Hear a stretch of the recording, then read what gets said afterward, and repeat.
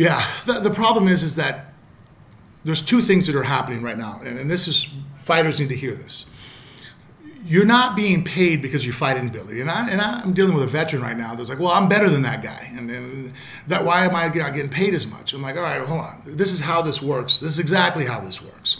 If I had an appearance and I put you on one side of the room and I put the other guy at the other side of the room, and his line has 100 people in it and your line has 2, I don't care who the better fighter is. Guess who's getting paid more? Because it comes down to who buys the tickets, who clicks on. You know, if somebody faces you in the future and they go, well, I'm a better fighter than Paddy, I'm like, no one knows who you are, dude. It doesn't matter. It doesn't. I'm sorry. You know what I mean? Like, let it hurt your feelings all you want. Get better on Instagram. I don't know, man. Improve your brand.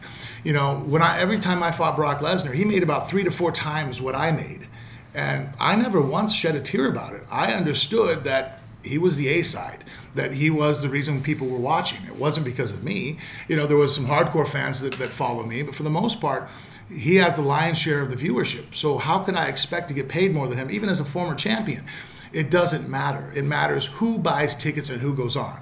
Now, that's for the fighters at home, for you guys. Now, for why I think it's unfair for the promotions to not pay us is what they pay, is like, here's my example. When I fought Brock Lesnar at UFC 100, we sold more pay-per-view buys than Deontay Wilder and Tyson Fury sold.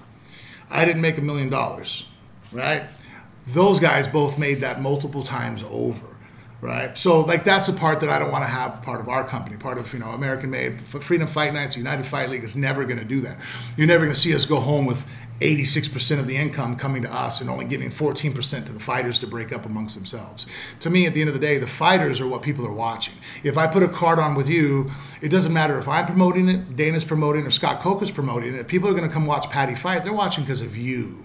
Now, obviously, as a promotion, I can display it as well as possible to give you a great format, but like, that's me just giving you the canvas. At the end of the day, the fighters are the artists. That's who people want to see. That's who people are here to watch. And so I don't understand why the promotion should ever take the lion's share. You know, you look at American football. There's a certain percentage that the football is allowed to take, and the rest has to go back to the players. I think it's like 42% goes to the players, and I think that makes sense. I don't understand why, you know, a promotion gets 90% of the income, whereas the guys who are actually out there, the reason why people are buying tickets, only gets 10%.